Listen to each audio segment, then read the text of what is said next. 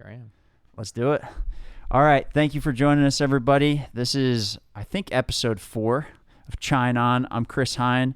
I'm here with Steve Calabrese or Calabrese? Steve Calabrese. Calabrese from Equitable Mortgage Company. Yeah. Thanks for joining me, dude. Thanks for having me. So, give everybody the rundown. What do you do? What does your company do? And how the hell did you get started here? So I'm 24 years old, born and raised in Columbus, Ohio, and went to Ohio State for 2 years, and just woke up one day, looked at my mom, and I'm like, Mom, this is just not working out. I had my girlfriend and broke up with my girlfriend literally the same day, and I told my mom, I'm like, I'm going to Florida, and she actually was cool with it. She immediately was like, yeah, just go live in your condo. We have a condo like 2 hours north of here in Venice. We had a condo, and we vacationed there when we were little. So I'm like, Mom, let's go live. You know the area. It's at least you kind of know it's at least a place to just like start something new. The beach area, yeah. And I loved fishing, so I'm like, Mom and Dad, like, I'm gonna get my loan officer license because my dad's been a loan officer for 30 years. My mom used to be a loan officer. I'll get my loan officer license and I'll just transfer to a little FGCU college, there's a little college in Florida, and start doing loans, and then I can fish every day. And didn't know it sold down here. But this is the power of social media, how you use social media correctly.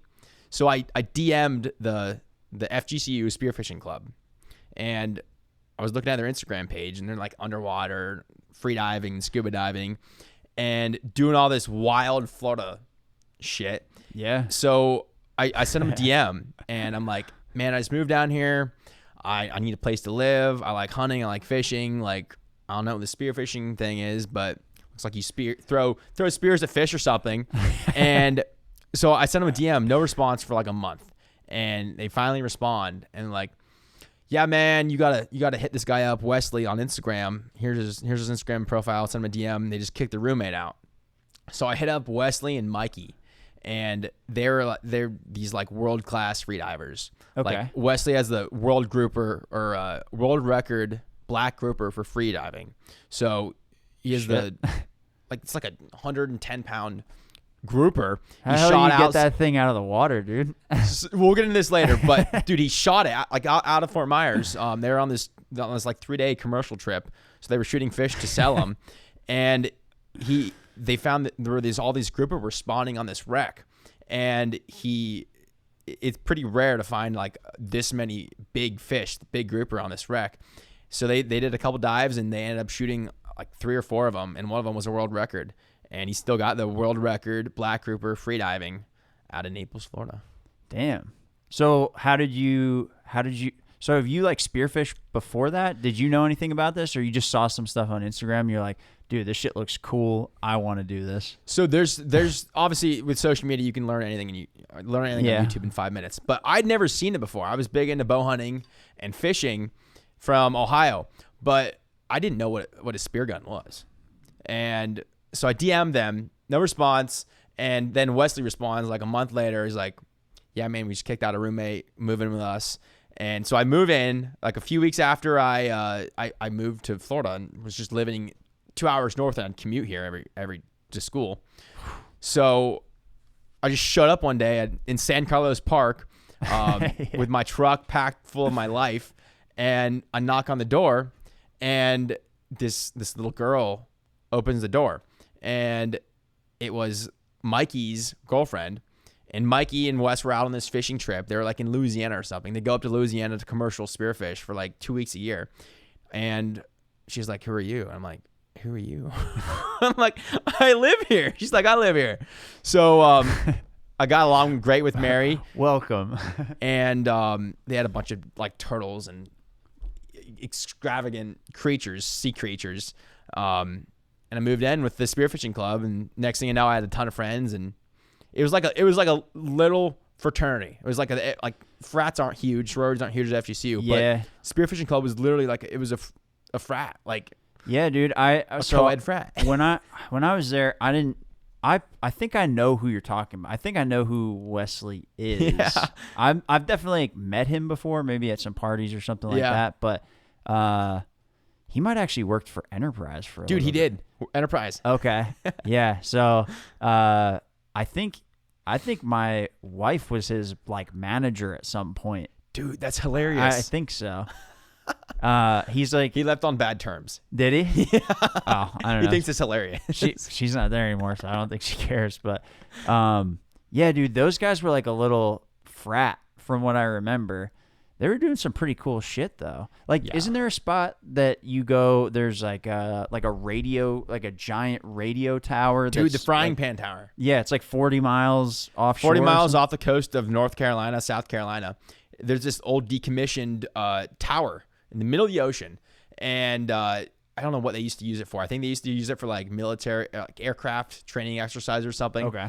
This guy bought it in like, I don't know, like 1978 or something for like 20 grand.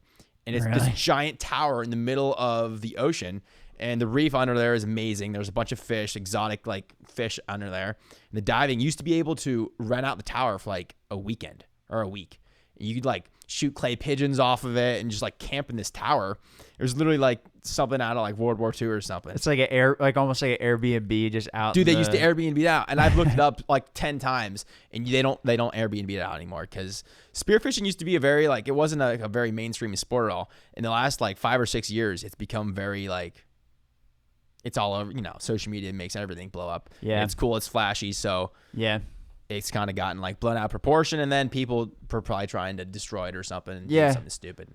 Yeah, and then they're probably just like, all right, it's not worth it. We serve the community for long enough, and so well then so you went to FGCU for a little bit, and then you were doing the spearfishing, everything like that. So how did you get into like mortgages and backing up. So I moved in the spearfishing club, and I had all these friends, and like it was our little frat. I was the fat weird kid growing up in Ohio. Like I had no friends, couldn't talk to a twig. I had no personality. My buddy, I started wrestling in high school, and my buddy made me go and join the wrestling team. He did football, and he was the cool kid. He like befriended me and helped me like get my act together. And so I moved down here, and I had like very little social skills or anything. And as very rapidly, like I had all these friends around me, started like know people, and I had friends for now. Sure. So the spearfishing club, they didn't have like, it's a college club, so they don't have a lot of leadership.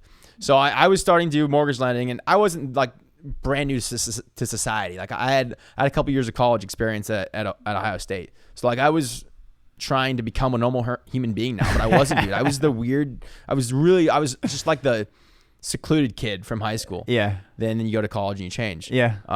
But I had all these friends down here, and I was also a loan officer. So I just got my loan officer license, and closing like one loan every other month. I had no idea what I was doing. Sure. But like enough to make some money in college. So I was like trying to get my life going, do something. And the president graduated of the spearfishing club. He graduated. So I'm like, well, I can be president because no one would be president. You know how it is. There's no leadership. So I was president after like 3 months of being down here. And then it just like exploded. You have a ton of friends, and like you go to all these club meetings, and like the other club presidents like recognize you, and you know how it is. You just get to know a bunch of people. Yeah. But once so how did I get into spearfishing? I moved in with these guys, and Wes and Mikey and their other buddy Cade, they were graduating. They were like a year or two ahead of me. So they were like getting ready to graduate, and like they're like had this plan to open this commercial spearfishing business. So that's pretty sweet. It's insane. I had no comprehension of it. So my one buddy Cade, he brought his boat from Okeechobee. First of all, I didn't know cowboys existed in Florida, but Central Florida, legit cowboys, dude. Like, he was a legit cowboy. Yeah. His boat was called the Real Cowboy. The most, like, badass boat, like, symbol, like like a cowboy with a lasso on the side of it and a horse. Yo, brother. Yee. So they started their commercial spearfishing business. So I would go out. They would, like, they had a few classes finishing up for college. So I would go out with them, like, 3 days a week. I'd just screw off, skip class, and go spearfishing with them. And normally, like, to get a lot of experience, like, it's $500 in gas to go out there and go on a boat. And, like, then you have to have people, like, take freediving lessons, and it's a nightmare. Yeah. But I got good quickly because I'd go out there and would just watch them and learn. And then I'd get in the water, and then I'd start to shoot a barracuda, and then I'd just get my feet wet, literally. Yeah. So they had this spearfishing business. They shot a bunch of fish every day. They'd go out for like a day at a time. We'd get up at like 5 a.m., 4 a.m., get out there, haul ass 2 miles out there, 50 miles out, shoot fish all day, come back by like 10 p.m., and then like do it the next day. And I just did this for like 2 days a week for a few months. And all of a sudden I got good. Yeah. And that's all it is. It's just reps. Yeah. It's just like this, dude. Exactly, dude.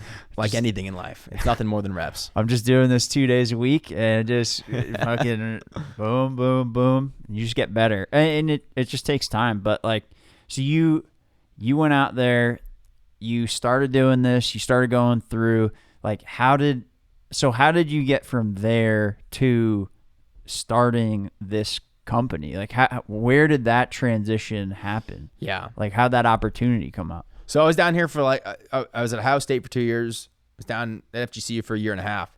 Spring of 2019, we just had a spearfishing club.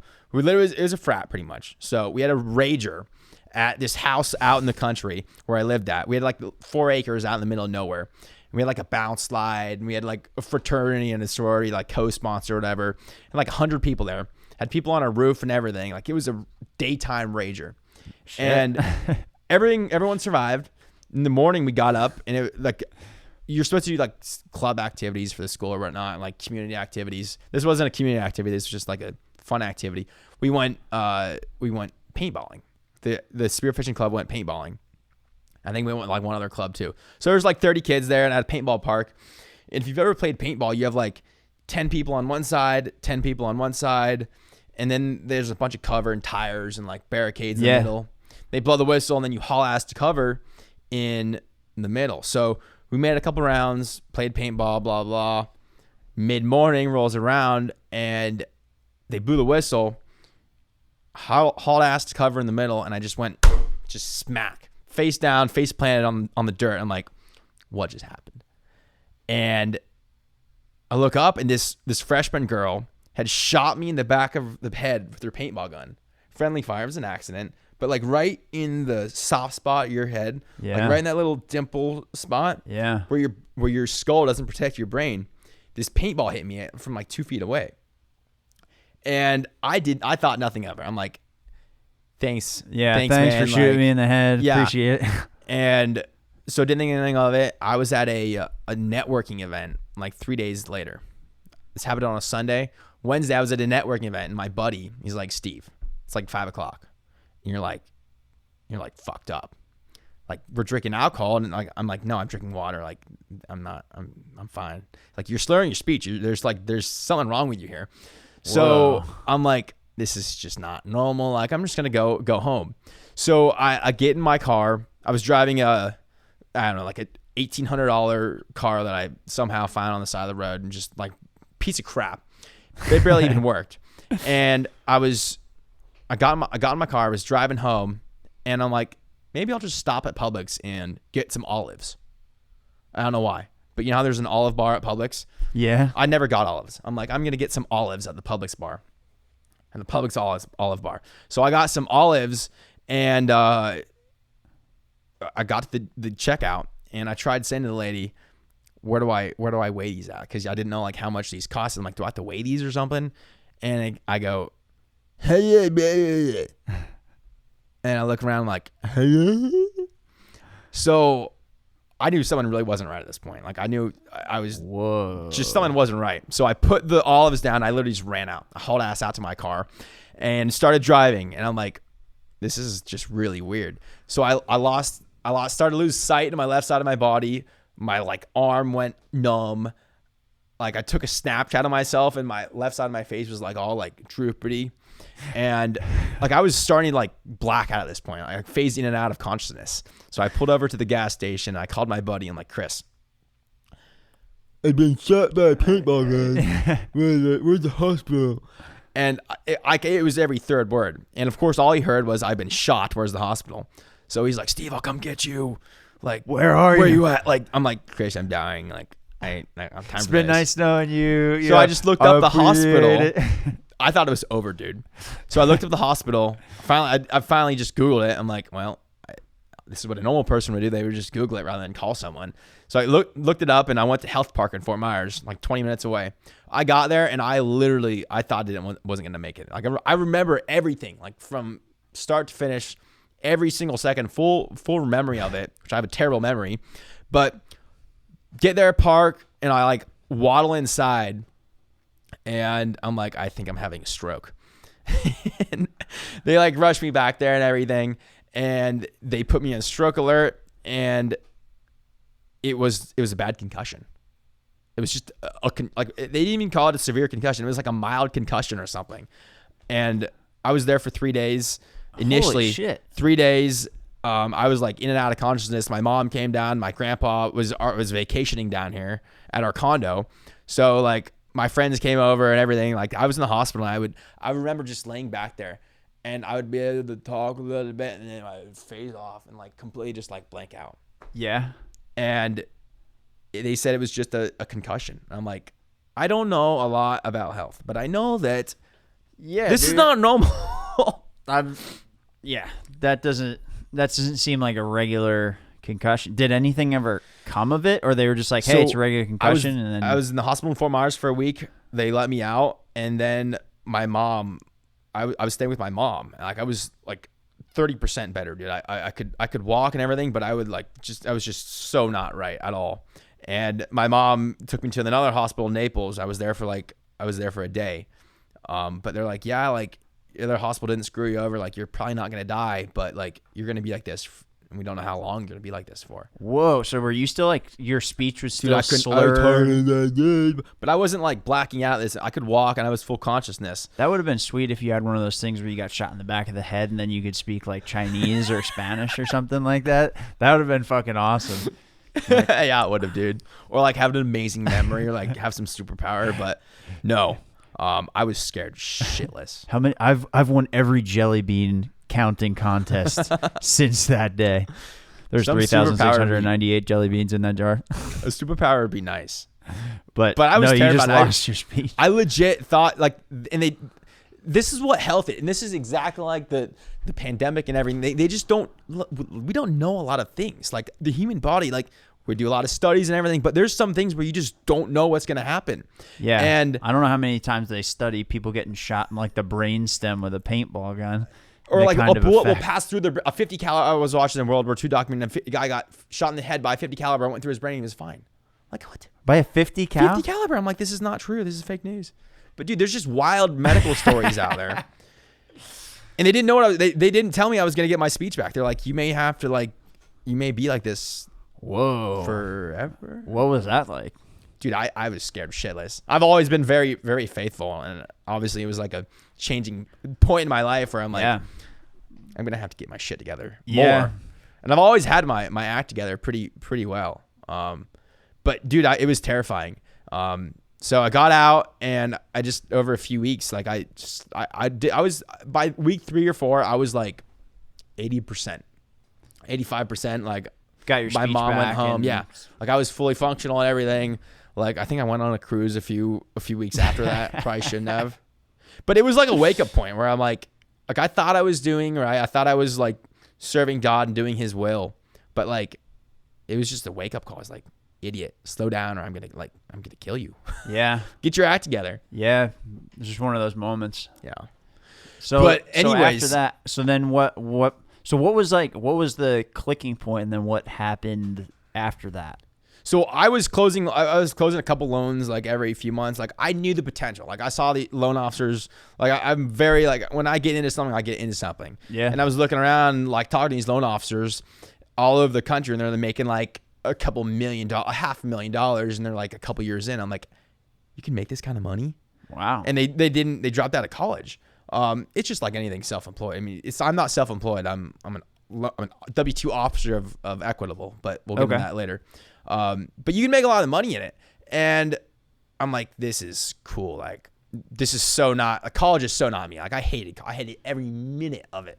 It's just miserable, dude. I'm in the same boat, dude. When you were telling me before we started rolling that you like dropped out, I was like, ooh, I was in that same spot. When I was in my sophomore year, it was like December of my sophomore year, and I called my dad. I'm like, it was like 10:30 at night. I'm like, hey, Dad, you want to meet me at Denny's? He's like, oh, what the fuck? He didn't know. He's like, did she get somebody pregnant? Like, what is going on? And I was like, dude, I'm thinking about getting out. I'm like, I don't want to be in college anymore. He's like, I understand. My dad didn't go to college either. Like, he started his own businesses and stuff. And he's like, dude, I'm telling you, you just have to like finish that. And I switched to everything. And I was like a fucking. Your sophomore year at FGCU? Yeah. I was a Denny's pancake away from fucking dropping out of college. But That's so I know the feeling of like seeing something and being like, dude, I gotta get out. Yeah. So you saw these guys making a shitload of money, dropped out of college, all that kind of stuff. So yeah.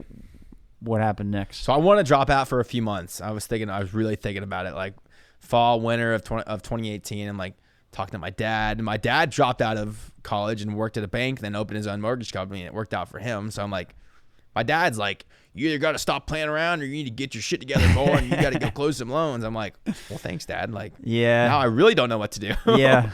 But so I was in the hospital for a week and a half, and I was dysfunctional for a few weeks. So I had to drop my classes. I withdraw from my class at FGCU. I was 3.5 years in, and I'm like, this is God saying, screw college. Like, it's time to go. Yeah. So I withdrew my classes, and I just went full speed ahead. And I'm like, it's 100% commission. It's like real estate. It's like you don't get a salary base or anything. So I'm like, I got to figure this out, and I got to figure it out quickly, or I'm going to have negative money in my bank account because I already have zero money.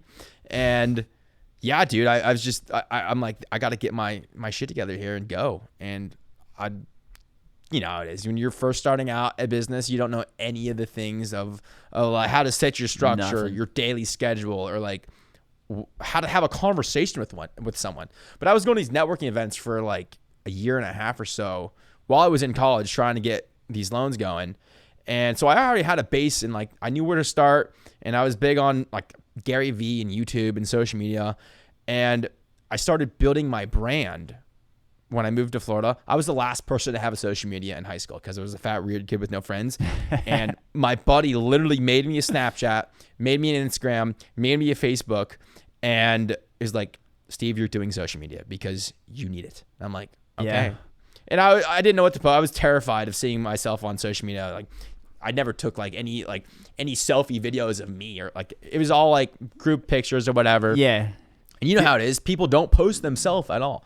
So like I very slowly like built a following down here, and I wanted to be everyone's friend down here, dude. Like I was just this kid from Ohio. I was all fired up about life, and it's a very small community down here. Like it's a very small community. Like everyone knows everyone down here. In terms of the industry itself? No, just in general, like the fishing outdoor community especially, like it's a very close-knit community. And everyone knows everyone. Everyone's on social media, so everyone like knows of people. Yeah. So I started like growing my brand through when I got down here, and then all of a sudden, like I was gonna start, like I was watching these videos on YouTube, like how do you use social media to grow your business, your mortgage business, how do you make yourself attractive to real estate agents so they refer you business.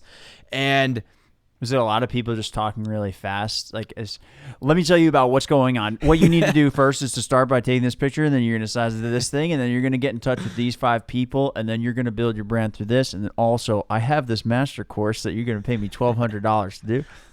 It was a lot of that, but like I knew it was real. I was watching these Gary Vee motivational videos. Like he's a very well-spoken guy. Once you go through enough of that stuff, you can start to pick up what's real, you know, what's BS, and then you can start to like really navigate through it. There's a ton to learn, like on all these platforms. Like, man, all this stuff that I'm learning here, it all came from YouTube or like a music production course that I took to learn the audio. And yeah, man, it just takes a lot. Like if you're not willing to put in like 100 plus hours of learning this and then doing it, it's like just hire somebody. Yeah. You know what I mean?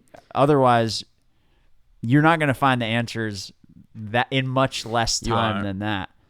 But really what I found, what it comes down to and what I've built my brand on is just like, I'm real. Like I just get straight to the point and I say what no one else says because everyone's scared to offend people. Yeah.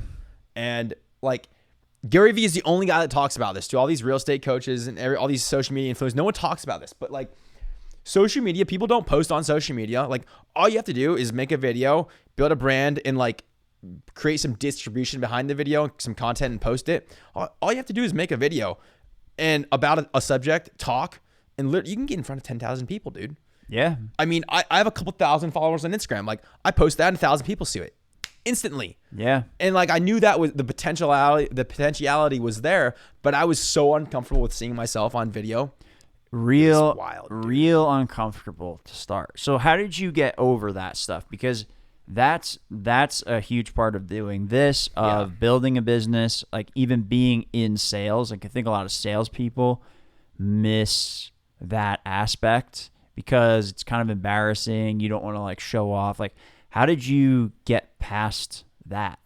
Yeah. Like the initial like that initial resistance to do it. Like what did you do to get past it? So I dropped out of college February of 2019 and I went into full monk mode. Like I literally just like secluded myself and I'm like, I have to make money here. Like this has to work. And I know it can work. And I know I'm capable of it, but I'm just not sure how it's going to play out. So I went into full monk mode for like literally for 6 months. I did not speak to any of my friends. I just cut them out because they're all doing their college degeneracy of blacking out every night at Rusty's and like I have to be up in the morning and work and like I got to figure this out. No one's making me. That's one of the hardest things. No one's holding you accountable to it. Like we don't have an office down here, so I was literally just like one off, and I got very lonely. And I think most entrepreneurs get they go through a very lonely phase. Yeah. And I was looking through Instagram. This guy like hit me up on this ad. And then you get retargeted through the pixel and everything. I saw his website, and it was called Wake Up Wealthy. And Brody Kern is like the guy. They just started this coaching group like a few months ago, probably like 6 months before I started. And like these guys got their social media blown up. They got 100,000 followers. Like they got their shit together. And then they sent me a video that literally, it's called a video sales letter. They sent me a video that is literally like it's catered to, they know their audience. And then they have virtual assistants DM you videos of like a video of like them reading their script of like what they know you're an entrepreneur. Like they see that I'm a loan officer from my profile. And then they like go through this entire script of like, are you an entrepreneur? Are you like, you don't know where to go? Like you feel cut out. You feel like you had to cut out all your friends and you feel like you're just making like no progress in life. Yeah. So I joined this coaching group. It was like $5,000 and I didn't have $5,000 to spend. I spent $5,000 and sure enough, dude, within like 45 days, like just skyrocketed my business because they set your like, they call it their mastery metrics of like your daily non-negotiables. Like you have to have like 8 things on your list and you like do them. And it's just so simple, dude. Yeah. And one of them, like I was talking to my coach and I'm like, I know the potential with social media and I'm just not doing it and I'm scared. And they got me like, they hooked me up with a guy that edits videos and they like gave me like a little mini course on like how to like produce content. And then like I just took it and I started watching YouTube videos and I just ran with it. Hell yeah, dude. I found the same thing with this music stuff. So I'm a musician, I play music. For a long time, I've been trying to figure out how to be able to make music on my own, not have to go to a studio, spend $10,000 for 5 songs that'll take, 6 months to record, do all of this kind of stuff. And I found like somebody similar to that, but for music, like similar priced course. You go through and like you actually get those fundamentals, those things that like take you to the next level. Yeah. And for me, it wasn't the music that ended up being where I started to find money and things like that. It actually came from the podcasts and all this kind of stuff. So it's for I have the similar like story of finding these things, targeted ad that I saw fucking 50 times, and I was finally like, I'm watching this webinar, fuck it. And but you just like go and do, and you just like try to find that path forward. I mean, was this kind of thing more teaching you how to do stuff, or like where to find leads, or was it both? Was it more of like a mindset thing? Like what? So their big thing is mind, body, spirit. And I was just oblivious to all this. I had no idea. But like, without having your personal life figured out, and without having the discipline to wake up at 6 a.m., and without having the discipline to shoot content and being uncomfortable, and without the discipline of like having your 8 tasks that you complete every day, no matter what, no matter how shitty you feel, like it's like trying to run a computer program on a computer software, or a computer from the 1990s. It's like, this no longer works. Like, it does not compute. And you can have all this flashy stuff, all this new software, all these updates, all this social media and technology, but if you don't have your basics figured out, your basic hardware, like your internal operating software, you're literally going to just, it's not going to work.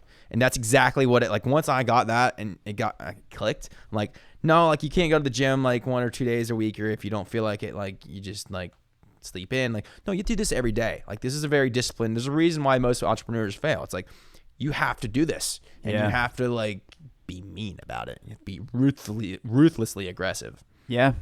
You got to stick with it. I mean, that's one of the biggest things that I've learned in the past year and a half. And I think the main thing that actually helped me figure that out was when at my last job, I started doing sales.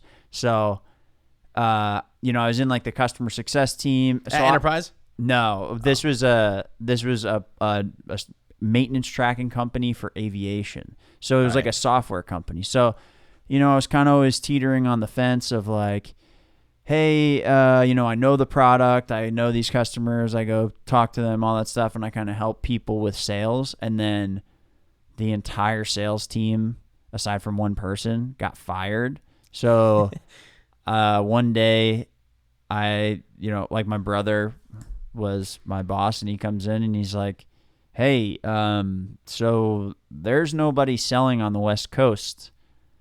You want to be a salesperson? It's like, yeah, all right, let's give it a shot. And from that time on, I realized you have to put in that work. Otherwise, that stuff nothing happens for you if you're not putting in that work. But there is kind of something that's a little bit, I think, magic. I don't know what the right word is. It's God, it's magic, it's the fucking universe coming together. But when you put in those basics, all the other stuff starts to kind of take care of itself. Like, do you notice that once you started doing this program and started doing the everyday stuff? Like, did you notice that the things that used to seem so daunting and everything, like, kind of finally came within reach? Yeah, dude. So I remember 3 or 4 years ago, I knew nothing about loans, and I was closing I had one loan closing like maybe every 2 months. And I was so overwhelmed. And I saw these loan officers at our company closing like 30 loans per month. And I'm like, that's more than one closing per business. That's like 1.3 closings per business day. I'm like, I can't do one. I was so daunted and overwhelmed by that. And then I went through this program, and it just started developing myself and my skills and all my skills, about business skills and social media and just personal social skills. And then you get up to like 15 or 20 loans a month, and you're like, damn, I can do this. You're like, what the fuck just happened? Yeah. But yeah, dude, it definitely all comes together. It's just so out of touch of reality. And I think most people are that way. Like, they have their job they hate, and they have their job that they hate, that they graduated from college with, and because they were told to go to college, and they were told that you get this job, you get this internship, then you get this job, and you make $40,000 a year, and you end up hating it. And they see maybe they want to start a podcast, or maybe they want to go be a loan officer, but they just think that it's not for them. And it's like, No, dude, like, I'm just some stupid redneck from Ohio. Like, I had no plan to do this. I want to be a farmer my entire life. Like, if I can do it, you can do it. Like, the stupidest people in the world, the richest people have the stupidest stories. Always. It's the craziest stories of, like, how I got shot by a paintball gun and now I'm a loan officer. It's like, what? Yeah. What? I was in a spearfishing group that was basically a frat. Some girl shot me in the head. I almost fucking died. And now I'm slinging loans. Yeah, dude. It's wild. Life's just so wild. Dude, it's crazy how you get places. I mean, that's something that I have thought about for a long time, is just how these kind of things happen. And for a long time, especially when I was younger, so I wanted to be in a band. I wanted to do all this stuff. When I was in maybe 8th grade, or do you know the band Pepper? Have you ever heard of them? I've heard of Pepper. Is it like an older person band? Or is it new? No, they're older. We're the same age, so... They're older. So, well, not older, like but... my parents would listen to Pepper or something, huh? No. Oh. No, they're like, how fucking dare you? Pepper, dude, it sounds like old. Yeah, well, they're like this reggae rock band. Okay. And so in like 8th grade, I went to see them with my brother, I think my cousin, in New York City, and I saw them on stage, and I was like, dude, I'm doing that when I get older. Those guys look like they're having the most fun in the whole fucking world up on the stage, just like jamming and grooving out. And I'm like, that's what I want to do. That's for me. So for the next like 10 years, I thought that I had to do things a certain way. And if I didn't, be a poor, starving artist, and if I didn't like live in a shithole and make no money and do all these kinds of things, like I thought that then I would never get there, and then if I did get there, I would be an imposter. And over the past like maybe 4 years or so, like I just realized like life is not straightforward at all. These things don't fall into place the way that you think they will. I was the company that I was just at, where I was doing sales and everything, it was a family business, and in 2014 I graduated from FGCU and I went to work there, and I fucking hated my life. I was in that spot where I was like, dude, miserable. I quit, moved to Orlando, worked at a job that was basically like a scam job. It was a call center job where like I didn't realize it either, because they kind of like tricked me and I like tricked myself, but it was where people call up and they think that they're calling for like a job that they saw online for like a warehouse factory worker or something like that. And then you basically get them to agree to talk to somebody about like education. And then that person gets them to agree to have these colleges call them. So then if you agree to that, then these fucking colleges don't stop calling you and emailing you for years, dude. Every day these people would call you. So it was try like... to get you to go to college? Huh? To try to get you to go to a shitty college? Yeah. It would like... Exactly. Your question and your confusion is exactly right. So like I left there. I was like, fuck this, dude. This is terrible. Left. Went on a road trip around the whole country to try to figure things out. And I got back, and my old boss at the old job, like her husband worked at Enterprise and called me and was like, hey, dude, have you ever thought about, working there? I was like, nah, that's not really for me. Like rent, like I don't want to rent cars, like that's not my thing. He's like, well, let me try to tell you why you shouldn't work there, and then you can figure out if you want to work there. And he was telling me, and I was like, this all sounds pretty good. My only other options are like work at some sort of call centers or try and start my own thing or just be a poor musician. I didn't have a band either. And I ended up going and working there, went up, did like assistant management, met my wife there, and then I left and went back to the family company and just like did all these different things. I even put the music on hold for a while because I was making good money. I was learning a lot. Like I was getting involved. Like I was helping build departments of the company, and it was a cool experience. But dude, like you met your wife through there. Exactly. That's exactly what was supposed to happen to you. Yeah. And I met my wife, and I went and I worked for the company, and, you know, like having that stability helped me figure out and like stick with it and go and move forward and do all this stuff. But had I kept that same mentality that I used to have of like, no, I have to be this poor starving artist, like I wouldn't have had the opportunities that came up. Once I changed my mindset to like, all right, this shit's gonna suck, but let me just fucking go for it and like figure out a way through. That's kind of how I ended up here doing this stuff. Like I get to make music almost every day. I'm starting a podcast. I get to talk to all kinds of people. Like 3 weeks ago, I never would have talked to you. Like we wouldn't have run into each other. And I was setting this up with Matt, and you walked by. You're like, you looked in. You're like, are you guys doing a podcast? And I was like, yeah. Like, I'm thinking about doing a podcast, and then it was like just shot you a text, and here we are. It's like this shit doesn't. It just happens. But the primary thing is like just go get your shit in order on a day-to-day basis as much as you can, and just keep moving. And you're gonna get your teeth kicked in, but just like keep fucking rolling, dude. This coaching group. The upsell was a event. I was the first event. It's called Evolve.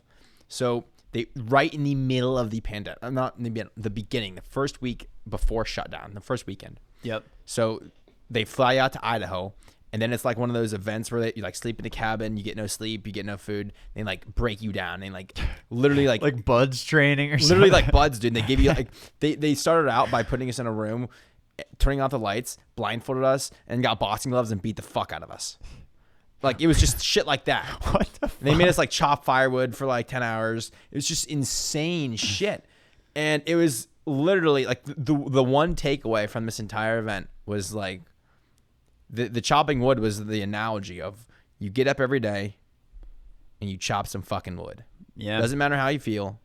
Like 100 years ago, 200 years ago, if you didn't chop wood and you're out of firewood, your family froze to death. Yeah. You're in the north. Like, you fucking died. Yeah. If you didn't have a moose kill, if you did not go out and hunt, you were dead. And it's like we got away from that, and we got to this new 2020 where everyone's just accepting and everything's okay, and you just want to feel good, and that's however you feel. And no one ever has to go chop wood to survive, which you don't need to. But like our equivalent of 100 years ago of chopping wood is you get up every day and you do your shit, because if you don't, you're going to be stuck and you're going to hate your life. Yeah. Yeah, it's a different kind of death. Yeah, slow and miserable. Yeah. Yeah, dude. It's like some Black Mirror type shit. Well, speaking of Black Mirror, you want to talk about some crypto stuff? The Black Swan. Yeah. Yeah, dude. Dude, so let me ask you this. So, I don't know anything about crypto really. I had some Dogecoin that I bought in 2018. Recently got rid of meme it. Shit. Yeah. So I bought $50 worth of that in 2018. That's kind of a joke. Probably made some money on it. Yeah. It was like, that was one of those moments where it was like, what is reality? Like, what is money? What is any of this stuff? It kind of blew my mind. I was like, all right, I really don't understand this. Yeah. So you were telling me about XRP. So like XRP. So like what is the deal with this? And then you're saying something about a lawsuit and all that kind of stuff. So like give me the rundown. So crypto from the beginning, like I did not, for the first year I was actually making some money. Like I was actually like bringing in some money every month. And then I would make 5-10 grand, and then I would see 10 grand leave my bank account, and I would have zero money on the other side of my bank account, other side of the month. I'm like, I just made $10,000. Like, where is my money? And I would just spend it all because I was a stupid 22-year-old, and I had no comprehension of like of what you actually have to like save your money. Like, do you need another bank account where you like just store cash? Like, oh, there's like a strategy behind this. Yep. So I couldn't save any money, and November, right before the election, November of 2020, I'm like, I don't know. I just got a shitty feeling about this. Like, I should really start looking into like crypto and everything. And I finally, I wanted to just learn all about this. And I was exactly like you. I'd never invested a dime into crypto. I'd bought some Robinhood stocks like 5 years ago. Sure. Dude, I didn't even know my Robinhood password anymore. Like, I didn't trade stocks because my big mindset was like, oh, my buddies are wasting like 3 hours a day on Robinhood and they make no money. So they have no money to invest. So they make $50 from 30 hours of wasted time. Actual work and research. I'm going to wait till I have money to invest, and then I'm going to learn how to do that shit. Yeah. So, which I still don't, I think that's how you should do it. Like, who cares? Like, if you don't have any money to invest it on yourself and learn how to make money. Yeah. But yeah, I've never invested a cent until November of 2020. And my buddy, my Q buddy. Everyone has a Q buddy. And I didn't know anything about Q, and I'm like, this is just interesting. Like, I don't know about this. And he started talking to me about XRP, and I'm like, what? So I started looking into it. I started looking at Bitcoin. Like, what is an XRP? Is an XRP like a Bitcoin? And yeah. Sure enough, like, I got into the wormhole of crypto. And so, first of all, like, cryptocurrency is like a type of, we'll say cryptocurrency, the name cryptocurrency, it's like a commodity. It's like, okay, cryptocurrency, commodity. Commodity is corn, oil, and soybeans. Cryptocurrency is, well, rather than all these currencies, we have XRP. We have these coins, tokens. So Bitcoin, XRP, Ethereum, Dogecoin, Poly. There's literally 10,000 coins. So I started learning about the basics of it, and then blockchain technology. So the idea of, it's very hard to explain, and I'm not good at explaining high-end subjects, but cryptocurrency is blockchain technology is internet 2.0. That's the best way to explain it. It's literally, no one thought the internet was, everyone, my dad says the internet's a scam. My dad still says the internet's a scam to piss me off. But like, cryptocurrency and blockchain technology is internet 2.0. And if you got into the internet very, very early on, and not a lot of people did, some people did, they became very wealthy because, well, everything's the internet. Literally everything's the internet now. So I started to recognize like the concept of it. And I started doing a lot of research, and I'm like, all these Bitcoin people, I'm like, what's up? What's the deal with this Bitcoin thing? It started going up. It was like, what, $2,000 at the beginning of the year, and it's now it's like $50,000. It goes up and down. It's like, it's just very volatile. Yeah, just wild. And especially when you look at those price tags, like the average person, like I just look at it, it's like, wow, that swung up a lot, but then it dropped a lot. Yeah. And then it's one thing when it's like $2,000, it's like, oh man, I don't think that's for me. But then once it goes like 20 or 30 grand, you're like, dude, what? Like, how would I even buy a Bitcoin? Like, I know you can buy. I know there's all these apps, and then you could buy like fractions of it and stuff like that. But that's my thought, is like $30,000 to invest in something that it's just very overwhelming. Well, and plus, it's hard to tell what it really is, right? Because you have people say, oh, this is like the Q stuff is like, oh, it's George Soros. And then you have people say that it's just like fucking people in their basement. And then you have people say it's the future. And then you have reputable people all telling you all different stuff. So it's confusing from just the perspective of an outsider. But I guess insane. I guess it's kind of one of those things you just got to like dive into it and just get into the madness, and then you start to figure out how to swim. If you don't put your time into this, so Bitcoin started at $200, you get in, and it goes up to $100,000, and well, you just made a lot of money. If you invested $5,000, now you have $900,000. I started doing the basic math. I'm like, there's something here, I need to learn about it. Yeah. And like, you're not going to get anywhere with your personal development, your business, unless you invest time and money and a lot of time and discipline into learning all these personal development things. It's the same with crypto. It's the same thing with a business. It's like, you have to invest a stupid amount of time and some money into learning this stuff, and it's all on YouTube. Like, you can learn it. You just have to decipher through all of the shit, which is the shit and which is the not shit. But your network is your net worth. That's a saying, I think. And like, if I didn't have these people in this coaching group that I met, you have all these skills you develop, but you have such a network of people all across the country now, all around the world. And I would just start talking to like my buddy that sells life insurance. You know, like he has a bunch of friends and like older like mentors that are like in the finance industry. And like, he's like, yeah, dude, this is something to be reckoned with. And like, you should only use 5% of your portfolio. And yeah, the standard investment. Crypto. Yeah. Which is shit. If you want to make money, you want to get wealthy, you're not going to do it using 5% of your portfolio. But anyways, like I started just learning, and I'd be up till 3 a.m. learning about this shit once again, and just spent a lot of time learning about it, and realized that there is something here.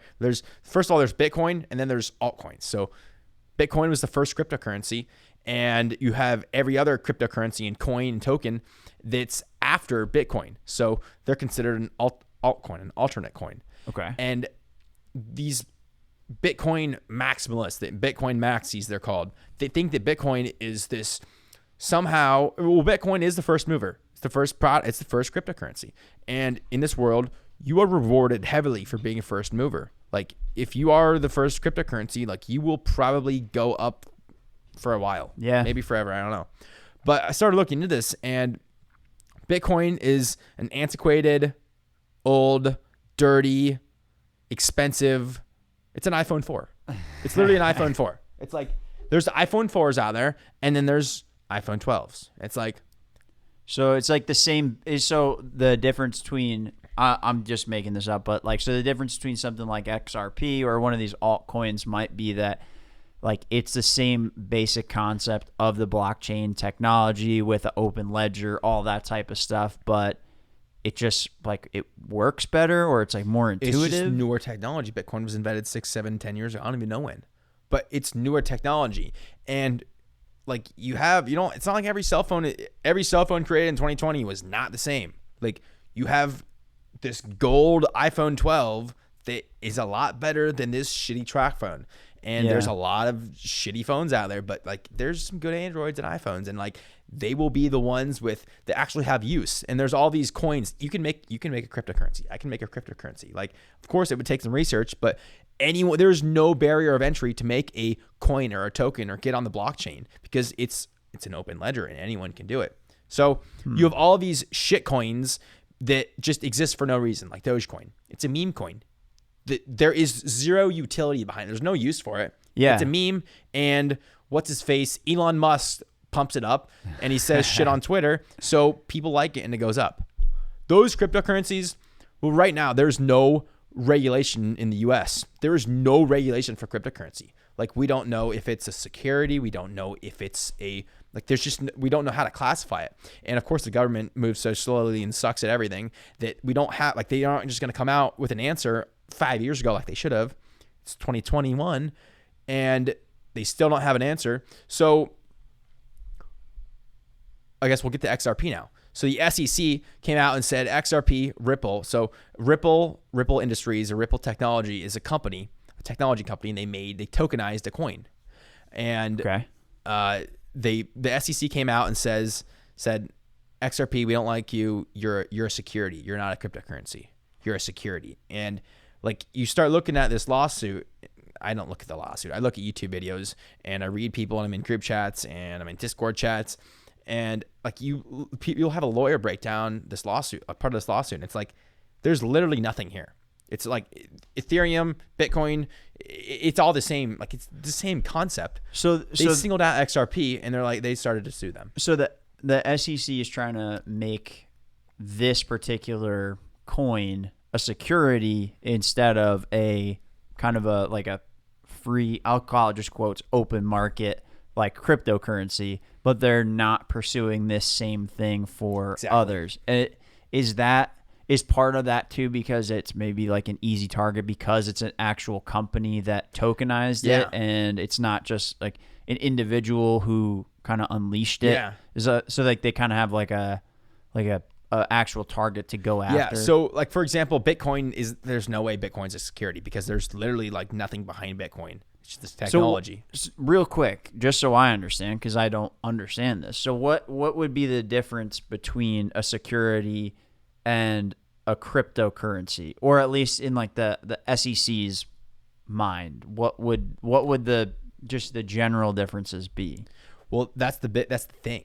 You have Bitcoin that there's no way it's security. You have Ethereum, and you have all these altcoins, which maybe they're securities. But the big thing is that the SEC chair comes out, a video from like 4 days ago, and he's like, it's very clear that there is a definite answer on this. And I'm not saying if it is a security or if it's not, but like no one fucking knows. Like, yeah. It's if you not have a like definite answer, give us a definite answer. Yeah, exactly. It's like, it's not like it's Ford Corporations that's producing the car and they're selling a car. It's like, okay, that's the product they're selling. It's got their logo on and everything. It's cryptocurrency. Ripple is producing gas and oil and coal that use the technology, but they're creating the gas and the oil and the technology, the Ripple or whatever, the technology behind it. They're creating it from thin air. It's like, it's just a technology and it lives in outer space and no one can conceptualize it. So it's not like it is a security. It's no one knows what it is. Like no one knows how to define this in the US yet. And other countries have come out and they've said Ripple is not a security. This token is not a security. And of course, the U.S. government just delayed it. Yeah. Long story short, my Q buddy got me onto Ripple. I started doing research, and I'm like, this lawsuit is shit. And in December, I already had I had a good amount of Ripple that I'd bought on just Coinbase. And then on December 12th, the SEC actually goes, like, they start suing Ripple. And all the exchanges delisted Ripple. Went from like $1 to like 20 cents. Like my investment just went to shit. And I'm like, I don't think so. Like I don't have a lot of experience with this trading thing, but I'm going to buy a lot more. And then I did a lot more research, got into all these chats, and like, I don't know what's happening. I don't know what the future is. I don't know if it's the new world currency, but I know when the US government suppresses something that much and like goes out of their way to really like, something's fishy. It's like, this is not like, if there was an actual case behind it, that would make sense. And like, I'd be screwed probably, but like, I don't know what it is, but something's happening and this thing's going to the moon. You think so? Yeah. So why is this Internet 2.0? What is the technology? What makes it Internet 2.0? Like, what does that mean and what makes this stuff that? And I know I'm asking you a bunch of this stuff. Yeah. And keep it as high level as you want, because you're literally talking to a fucking like, I don't know today is the first time I've heard of XRP and I've heard of Ripple before. So however high level that you want to explain it, but like, why is this Internet 2.0? Yeah. I'm not going to give you a good answer on that. You'd have better success watching like a 4 or 5 minute YouTube video of professors and all these nerds explaining it. But basically, so cryptocurrency is stored on the blockchain. A blockchain is you can't conceptualize the internet that your laptop's running on right now, but like you can't conceptualize where the blockchain is. But the blockchain is basically, and I'm gonna butcher this, but Whatever. It's a bunch of codes and blocks that somehow interlock, and like a Bitcoin is mined. So it's mined on the blockchain. So all these people around the world have their giant computers in like buildings, and they're mining Bitcoin on the blockchain. And every I think it's once a day, like 0.002 Bitcoins are released. And whoever's mining technology unlocks the next code on the blockchain is rewarded that blockchain, or is rewarded that Bitcoin. Okay. So like, there are people that are mining Bitcoin in the garage, and they'd be making bank, and now everyone's doing it. So Bitcoin is obviously like you're going to get 0.0001 Bitcoin for spending all this energy. And also Bitcoin has to be mined. So it has to be unlocked through the blockchain with all these miners. Okay. Well, China came out and banned Bitcoin. So all these Bitcoin miners went to China because electricity is not very expensive there, and they're mining Bitcoin off their computers. Well, China just made it illegal a few months ago, so they kicked them out. Now they're going, I don't even know where they're going. Whoa. But so you have Bitcoin, which has to be mined, and then it's very dirty. So when I say dirty, I mean like it takes a lot of energy. Where does energy come from? It comes from coal. Yep. Especially in China. So it's not like it's the new green agenda, like from it's Biden's the U.S. president. Like, there's nothing that's not going to be green. It's like we have a lot of energy conscious people, or they think they are, in the White House. They're flying on their private jets, but they want to, like, we're living in a liberal era of green agenda. So why would you, how would Bitcoin be the future if it's the dirtiest cryptocurrency and it takes all this energy? It takes like a village of, the equivalent to produce one Bitcoin, to mine one Bitcoin is literally like a village in like a good size country. Like, it's a shitload of energy, electricity. And then you have other coins like Ripple that are pre-mined. So there's just an amount of Ripple out there, and you either have it or you don't. So there's no energy in mining it. And a transaction speed for Bitcoin, I think it's like 10 minutes or something. And Ripple happens in 4 seconds. So this is also why I think it's why it is Internet 2.0, and why I got on board. So I'm in the financial industry. Like, I sell mortgages. If you want to buy a house, you are wiring your money, your $50,000 down payment, or if you're paying for the house in cash, you are wiring that to the title company or to the owner of that house, and you're buying that house. You're buying that title of the house to them. There's no other way to do it. You wire the money. A wire takes 3 hours to go to a title company or from bank to bank in the U.S. because you're local. 3 or 4 hours is very typical. If you want to get a wad of money, if you want to get $1 million from your bank account to your business partner's bank account in Italy, what is the quickest way to do that? I would think wire money. Well, at least that's all I know. That's what I thought, dude. So a wire, international wires, when you're going from one currency to another, could take 6 to 14 business days. Holy shit, really? So that doesn't work. Like, if you need $10 million overnight, that ain't gonna work. Is that based on the technology that it's based on? Is it? This might be a stupid question, but is if you think about it, is a wire like a primitive blockchain in a way, like as like a telegram is to a like a That's email a good way to or put something? it. Would it be like, is that so the a way world to think banking of it? system, like how the world operates with the exchange of money, it's called SWIFT, SWIFT. It stands an acronym for something, but SWIFT is the banking system for the world, and that's how money is sent from bank to bank. They use the SWIFT system. They pay U.S. Bank, Wells Fargo, they pay their fee to SWIFT Industries or whatever. Maybe that's not right. I don't know, but that's the concept of it. Okay. And that's how the world operates. It's just agreed upon, and a lot of these people think that SWIFT is going to go bye-bye because there's this cryptocurrency now. So what you would think that the quickest way to get money from here to Italy would be a wire. That's what I thought. Yeah. The quickest way is literally to get on an airplane and fly it to Italy, and that takes a couple hours. Yeah. There is a suitcase of cash. There is no way to transfer it. You can't bring your bank account over there and have them your Bank of America. There is no quick way to do it.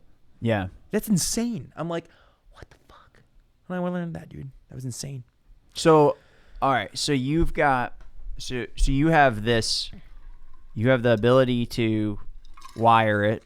You could do Bitcoin, which might take about 10 minutes. So let's say you wanted to say, or a couple hours if you're going across the world with a large sum. Okay.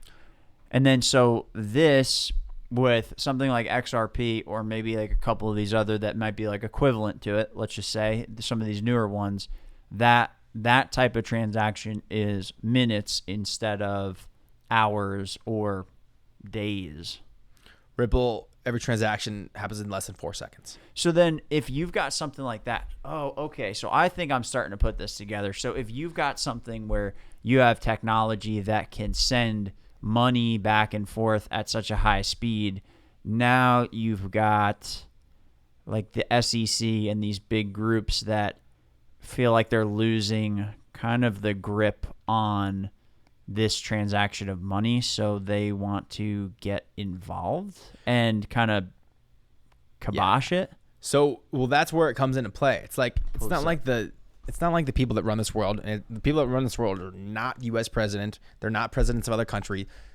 There's boogeymen up there that run the world. Yeah. They know they wanted to resist this. Whenever change is coming like this, whenever Internet 2.0 is coming around, they resist, and then they lie about it and they deny it and they say that's not really going to happen. And then all of a sudden they realize it's here. They realize there's something here.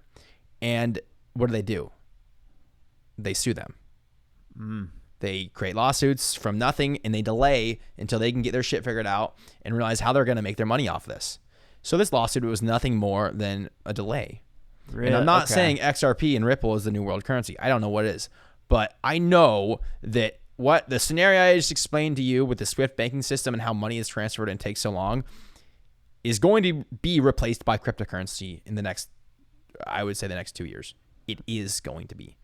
Probably within the next 5 years, I would say in the next 2 years. Dude, I think you're right, because I saw some sort of article today that said like 650 U.S. banks are now planning to offer cryptocurrency or something like that.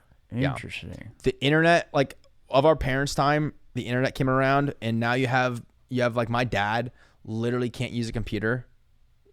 He runs a mortgage company, but he can't use a computer unless someone turns it on for him. You're going to have those people that refuse to embrace it, and then you're going to have these people that just become uber wealthy because they embrace this idea. So, all right. So how? Because I want to be able to look this stuff up. So I'll even ask you like off air, and then what I'll do is I'll take some of the resources, I'll put them in the show notes so people can find them. But like, so you found this stuff on YouTube, forums, Discord chats, all this kind of stuff. How did you start figuring out what was legit, what wasn't? Or was it kind of just like a feel out type thing? Yeah. It's like the first thing you have to recognize is that no one knows a damn thing.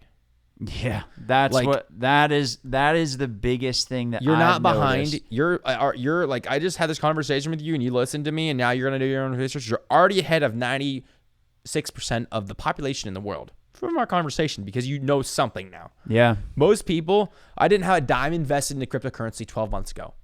Literally November of 2019 was when I bought my first crypto, XRP, and I dumped all of my wealth into it. And now I'm known as a resource for people like locally that want. I don't know a lot. I'm like Trump, dude. I know like 20%, but I have the big idea and I execute on it. Yeah. And the biggest thing is you execute. And like if you know something's coming, you don't need to know all of it. You need to know like this is happening. I'm gonna put my money here and it's gonna go up.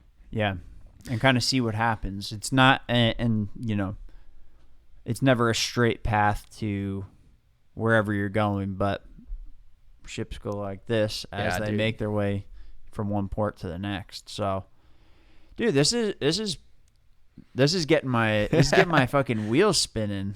So it's wild, man. It's just so new. And you know what part of the hesitation is for me too. And I don't know if this is something that other people have experienced, but like I subscribe to some of these newsletters that are very much like end of the world. Also, we've got crypto, and also you should look at these things, and then also watch our webinars on. Like, yeah, it's so fucking salesy and scammy.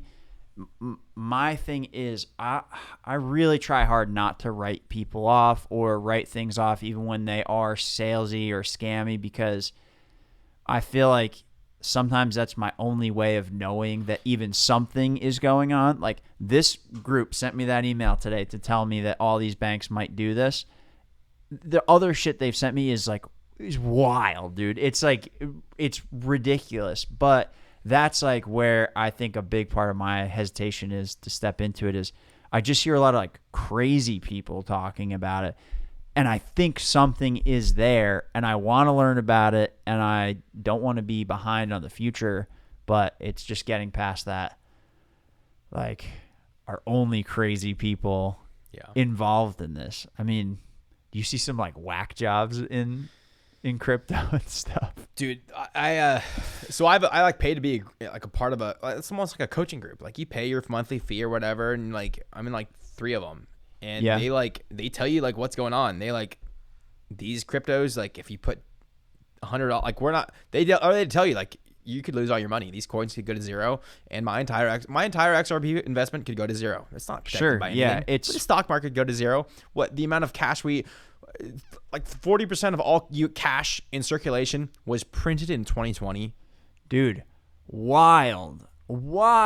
It's fucking nuts. This is part of like why I don't trust so much of this shit. And this is one of the things that sparked my interest in cryptocurrency is the government can literally tell the entire country to shut down, and then bam, no questions asked. They just fucking went off and printed 40% of the money that's in circulation in 2020. Like, I don't know what that means, but I am not surprised now that gas has almost jumped up $1 a gallon, that food's getting more expensive. And we live in Florida. We live in a state where it's pretty, like, the prices aren't that crazy. But, like, yeah, it's the like boogeymen are keeping it together, and they will keep it together, and everything will be fine until it's not. Well, it happens and so every time. So, like, what got me? So, part of this stuff that got me interested in the cryptocurrency was hearing this stuff. And look, I know, like you said, with like the QAnon stuff, it's like it starts with a reasonable premise, and then it ends with like, all right, there's somebody on the backside of the moon, and then this. It's like the thing that I did find interesting at the beginning of all the QAnon stuff was like, it started out as like, hey, just look at this shit. And I would start looking at it, and I was like, wow, this is nuts. And then they'd be like, yeah, so that person right there, that's the devil. And you're like, all right, hold on, wait. But you do get to see like how some of these big systems kind of work once you really don't look that hard into it. And I didn't feel comfortable that a small group of people could possibly make all of the money that I've worked for potentially valueless, or half its value, or even like 80% of its value, whatever it might be. I just felt weird about it. And so I started looking into it. And I mean, what do you think about cryptocurrencies as like actual alternative currencies? I know that people right now, it's pretty popular to look at them as investments, but based on what you know and what you've seen, I mean, like where do you think that it starts to come into play as like actual currency, where I go to work so you can pay me in a cryptocurrency? I know some people are doing that now. That was bleeding edge. Now it's leading edge, maybe. Where does that come into play? Like, as it being, dude, you want to sign up for, you want to do a month of podcast with me, you pay me X amount of cryptocurrency. Like, where does that start to converge? We're not there yet, but it's nothing more than an investment account. So right now, when someone wants, that's how I explain it. It's like when someone wants to buy a house, a lot of times they want to liquidate their 401k, or they want to take money out of their investment account, their stock account. They want to liquidate $40,000. Okay, not a big deal. We need the last 2 months of last two statements to like look at the asset history and make sure it's there. Make sure you're not a drug lord. Yeah. But right now, like, I think the only thing we really are seeing cryptocurrency used for is like, all right, I have $50,000 in Bitcoin. I put $20,000 in. I want to buy a house. Like, I got a nice down payment now. Yeah, so people are using it in the same way as stocks. Exactly, right now. But as far as like, when are you going to be able to buy a loaf of bread with Bitcoin? Never, because Bitcoin, and I own 0 Bitcoin. I think there's a lot higher ROI to be made in any shill. You're a shill for Ripple. I get some. This episode is sponsored by Ripple. One day, but here, pull this thing up. So Bitcoin is explained as a store of value. It's digital gold. I've heard it explained as digital gold. But like it's slow and it's dirty, and maybe it'll go up to $100,000 or $1 million one day. Maybe but not. Nobody, it's all speculation. It really is. XRP is speculation. It really, there's a utility, but there's nothing behind it really yet, other than speculation. But other currencies, cryptocurrencies like Ethereum, and faster ones will be those will be the actual currencies that you use to exchange. When I have no idea when it will be. Whenever the banking system decides, dude. Whenever the boogeymen that run this world make this switch, that's when we're gonna jump, dude. When they tell us to. Interesting. So do you think that is within the next 2 years, or you're thinking more the next 2 years is going to be more along the lines of bigger investment into these newer type of technologies? I think the world banking system will change the next 2 years, and I think it'll be like a .com, not a bubble per se, but I think it will literally be as big as .com, or like when computers came out. Yeah, what the internet. It's literally Internet 2.0, but like the banking system is from 40 years ago. It's like we are literally using such antiquated technology, and the technology is finally here, and it is kicking Swift banking out. It's here. It's just a matter of when the boogeymen let it fruition. Yeah. Like a power grab going on right now. It's some weird times. And this whole pandemic, dude, I used to like, I was raised as like conservative, like watch Fox News, like my parents' religion was Fox News. Yeah. Literally, dude. Like, it was on 24/7. And I started to watch this stuff in high school, and I'm like, what the fuck? Like, yeah. Mom and Dad, like, why are you watching this stuff? Like, this is not, like, they're just as bad as CNN. Yeah. And then sure enough, like, I moved to Florida, and I cut media. We didn't have a TV in our house because we had turtle tanks. It's another story. But we literally just had, like, I cut TV out of my life 100%. So I no longer had this drain of time, and I would use my late night hours to start to research this stuff and to learn about personal development. But a lot of people have like realized in the last, I think, since the pandemic, since 18 months ago, people have really realized, I've never had a bigger awakening of that the government and the boogeymen hate us, and they're trying to just control us. And I think that alone, we've never had a bigger awakening, and people don't know what's happening. They don't know what to believe, but they know who not to believe now. And I think that's like, this was manufactured. I truly believe this. I've had like doctors tell me this is like, they think you should wear a mask and get the vaccine, but like they agree this was manufactured in a laboratory in China. It was manufactured. There's no doubt about it. That stuff. Yeah, no, I mean, that's what it seems like. Like all these pretty reputable scientists are coming out and talking about that. It's like, fuck, dude. Like, what the fuck? You really think it just started in a lab in China, and their lab was shit, so they didn't have a lot of sanitation. It just got out right before Donald Trump was going to be reelected president. Well, I mean, the fact that they would make it in a lab makes a lot more sense to me than coming from like a bat at a market. I mean, I don't know anything about fucking viruses, dude, but like that seemed pretty far-fetched to me.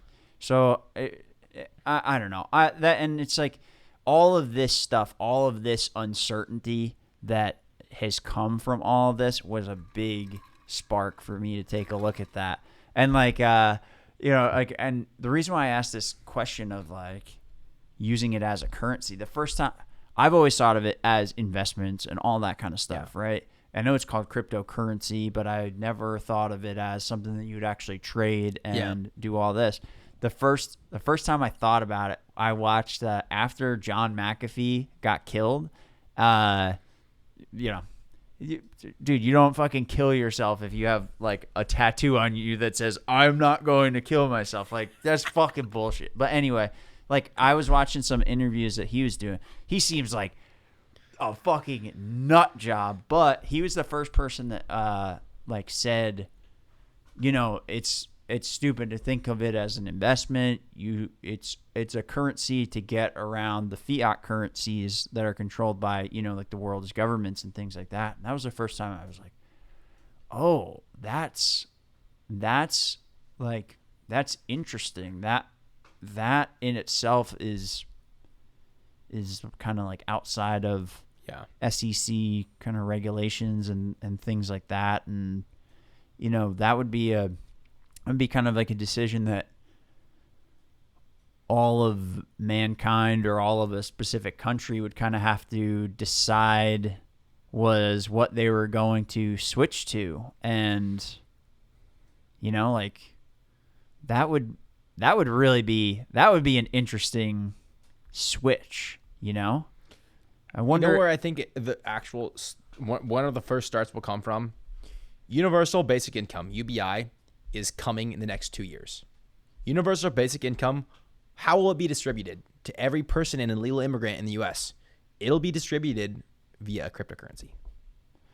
Yeah, like the US dollar coin or something like that. I've heard of this. So there's almost like, I'm not going to divide it into two categories because that'd be stupid, but there's almost like kind of like two concepts of crypto. You have like cryptocurrency, but you have your coins, and then you have your stable coins. So USDC, United States dollar coin. It's not our dollar coin, but it's called USDC, USDT, which is Tether, which means it's pegged to the US dollar. So USDC and USDT, Tether, and I forget what it's actually called, they're stable coins. And it stays at, if you look it up on Coinbase, everyone has the Coinbase app, type in USDC and USDT. It's always pegged as $1. And that will kind of be what the currency may be. I don't know. Maybe it's Ripple. Maybe it's Bitcoin. I don't know. But it's probably going to be a stable coin like that doesn't have fluctuation, because the reason these stable coins were created was because you have Bitcoin that goes up to 100,000 and then 20,000, and like everything's so volatile. But these coins, it's basically like the US dollar, but on the blockchain technology, and you can still send it via Coinbase, or you can buy it via one of these apps. So in that way, it's almost like Venmo. It kind of takes like the blockchain type technology and starts putting it in like a Venmo type of capability, where you can start sending this stuff back and forth with your friends, or even doing business transactions and things like that. So another thing is USDC. Tether is a scam, and it's literally they're being sued by the SEC too. Like, it's a scam. Just Google Tether scam. And but USDC, you can put it in. You can buy Voyager or Coinbase. You can put $10,000 in. You can connect your bank account to Coinbase, buy $10,000 of USDC. It's $1. Like, it's not losing value. It's going to be $10,000 tomorrow. It's probably going to be $10,000 for a couple of years, and you can get interest monthly, like 7.5% APY. Like, you literally get 7.5% interest monthly on this, because you're giving your keys to your cryptocurrency to the exchange now, and they re-lend it out, and they give you 7.5%. I have buddies. I have some Bitcoin buddies that like just put like $100,000 into USDC, kept it in their Coinbase account, and they're collecting like 6% interest every month. So who has control over USDC? I don't know. That's a good question. But they give you 7% Well, it's interest? a blockchain technology, so it's a coin. But there's certain. It's not just USDC. It's Bitcoin. You can look on Coinbase, or Voyager is another good app to have. These exchanges where you buy cryptocurrency with your debit card or your bank account, your credit card. They give you, so you can store. Most people store their cryptocurrency on an exchange. They buy it and they leave it there. You don't want to do that. You don't own your Bitcoin. You don't have the key. You own it, but you don't have the keys to that blockchain. The only way to actually have the keys to your cryptocurrency is to store it on an offline wallet, a hardware wallet, an offline cold storage wallet. It's called a ledger wallet. It's basically looks like a little USB drive. You connect it to your computer, and your computer is just like the power source for it, and it connects. It accesses the blockchain via your computer, and you can store, you can change, you can move your cryptocurrency from your exchanges to your wallets, and then with the keys on this little USB drive ledger, you put your crypto on here, and you get a 36-phrase code, and without that 36-phrase code, you're not accessing your cryptocurrency. So a lot of people, you hear about people losing their code to their wallets or their password to their Coinbase account. Well, Coinbase, they have support. Like, they're a company, they have support. Well, there's no support for the blockchain. The blockchain is Internet 2.0, ghost fairyland. So if you lose your password for an offline wallet, you're done for. Like your crypto's lost forever. Whoa. But this is why I buy crypto, because in a world end event, which I think we're in end of times, I really do. But fuck, I hope not. I think we are, dude. Everything's pointing towards it. I have all my crypto on a ledger, offline ledger wallet. I don't have the 36-word phrase memorized yet. I could leave the country, leave all of my belongings in the U.S., and I can go to Singapore or one of these free countries or Costa Rica and live in the mountains, buy a ledger, and regain access to all of my crypto that's stored on the blockchain with that 36 code phrase. Even so, if you've got, I'm going to butcher this, but I'm trying to follow. So you've got $10,000 in a certain type of crypto, whatever kind of crypto that you've got. You take it out of like Coinbase and you put it on your own personal wallet. Hardware wallet. Yep. It's basically like, call it like a USB stick type thing.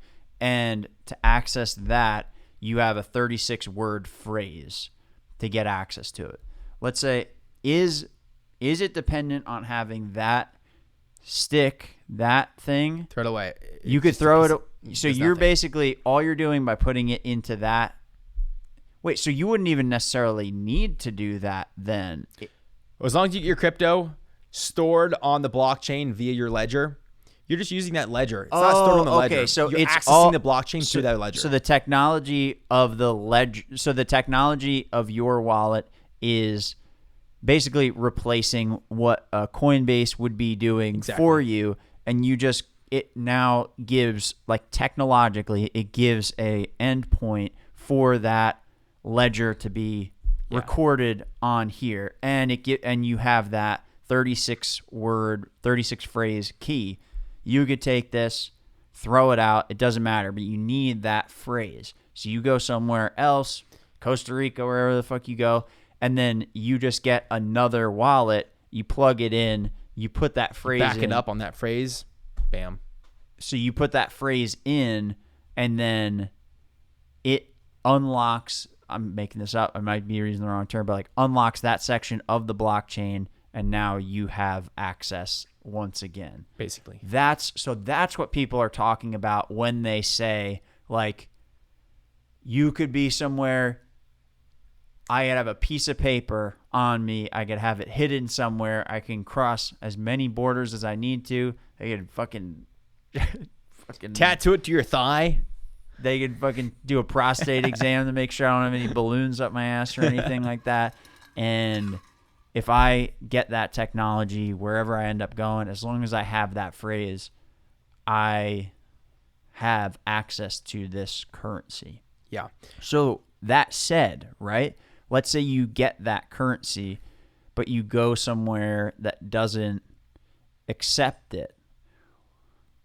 I guess it would be kind of like going somewhere that didn't take like the US dollar. Yeah. Well, they don't have to accept it, but you still, like, you have your value. Yeah. Stored on the blockchain, but you have your value that's yours and no one's taking it. And then I guess what you could do then is you could probably take that and then go exchange it locally for whatever the local currency is or something like that. You could find somebody online that would make some sort of exchange. Exactly. So these exchanges, people, like, some realtor the other day, I had lunch with them, showed me his Coinbase account. He had like $480,000 of Bitcoin in his Coinbase account. And I'm like, dude, you got to take that out. You really shouldn't be doing that. You really shouldn't be doing that, because like Coinbase is a very reputable exchange. They just went public. They're literally on the New York Stock Exchange. Like, I have Coinbase stock. Like, there's a support team. They're not just going to steal your cryptocurrency. I have friends that literally bought crypto on an app, a Chinese or Korean app like Uphold, and their crypto is just gone one day. So the app probably reads whatever the phrase is. Well, they have okay, so that's where the app has the keys to the blockchain. You don't have it. All you have is your little password, your 7-letter password that you just use to log into the app. You don't have access to the blockchain. You have access to the blockchain via the app that Coinbase is letting you use. Oh. Yeah. I think the easiest, the way you actually understand blockchain is not by getting the concept of it, like watching YouTube video. The way you understand blockchain is by actually seeing how it's actually used in this scenario that I just explained to you. Or for example, like all these like third world countries that like you literally don't have any, there's no title of record. There's no title company. Like they don't do title searches on these properties. So like they don't know who owns this property. There's a piece of land on this house. Like that's a big problem in a lot of these countries, these third world countries. Well, you can store the title to this property on the blockchain. And then it's not like people are ever going to change it. It's like it's set in stone. It's there. It's never being changed unless you agree to change it. So, all right. So I've heard that like something like DocuSign or these different types of things, they're using, it's a type of blockchain technology. I think that's what gives it its legitimacy, right? Like there's some, I don't know. I think that this is, I could be fucking wrong. I have no idea, but I think that's part of like some of these like DocuSign and electronic contracts and things like that. I think it is some sort of blockchain technology. So, and I've heard that they're trying to use this type of technology in like other fields and things like that. I mean, have you seen where else, like what other industries aside from just finance that they're trying to use this technology? Because I mean, if you can send information in 4 minutes versus 10, 4 seconds, or 4 seconds versus 10 minutes or 10 to 16 days. Like what else can you use this technology? The demand for speed would, the biggest demand would be money exchanges. Duh. But like you don't need to send a contract. You can send a contract by email. It's not like you need to send it quick. Like the internet sends a contract just via fine. Email just fine. So I think that the demand will be for storing titles and contracts will be that you can't change it. Once this contract is stored on the blockchain, it's there. Like it's there in history, and you're going to see if someone changed it, and all parties are going to see. So yeah, it's some wild shit, man. Dude, I won't say like my mind is blown, but I'm glad we talked because this answered a lot of questions that are just putting together like, you know, you hear a bunch of different phrases about something or different facts about something that seem to be standalone and you just don't know how they all kind of fit together. I feel like I have a loose fitting now of how some of this stuff works. So, dude, thanks for running through this stuff. Dude, I learned so much more by explaining. You learn so much more. You retain info and you learn more things by explaining it. Like, yeah, I just want to get the reps in, man. Yeah, hell yeah. Well, yeah, dude, let's wrap this thing up. But I'm gonna definitely after this, I'll get the info on like some of these YouTube channels and these groups that you're in for like crypto and all this kind of stuff. I'm gonna post it in the show notes so people can go find it. And then if people want to reach out to you either for business purposes or even just pick your brain on this stuff, how do they do it? Instagram at Stephen Michael Calabrese or Facebook. I'll put my email, my cell phone number. I'll give it to you so you can put it out there. Cool. But the one thing I would say is you are not going to understand this. You're not going to really understand it where you become wealthy and you are like known as like, you know what you're talking about. You're not. It's a very complex subject. It really is. Yeah. You're not going to do this by putting an hour of work in or a couple hours of work in. Like you're going to have to put hours in like every week. And like I use my time at nighttime to pray and to learn about crypto. Like this is very time consuming, but it's worth investing in because it's literally internet 2.0. Shit. Dude, I'm like, this is kind of like the spark to get me to start actually diving in. As I scroll through YouTube, I see all the videos and stuff. I dabble every few months, but I think this is kind of the catalyst for this. So thanks for doing this, dude. Yeah, thanks for watching, everybody. If you want to have a podcast made that looks somewhat similar to this or sounds somewhat similar to this, reach out. It's Cheine Productions. And actually, I just showed you the new studio that's getting built just a few doors down, but it's gonna be pretty sweet. So we'll be able to like pull some sets out and all that kind of stuff. It'll be sick. I don't know, dude. That's like a $600 bottle of Crown or something. You're gonna have to get a $600 bottle of whiskey.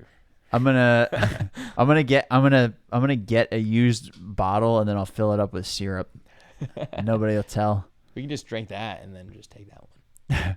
We'll drink that. We'll fire this back up. We'll do round 2 of this podcast. All right, cool. Thanks, everybody. Thanks, dude. I appreciate it. Thanks for having me. Hell yeah, dude.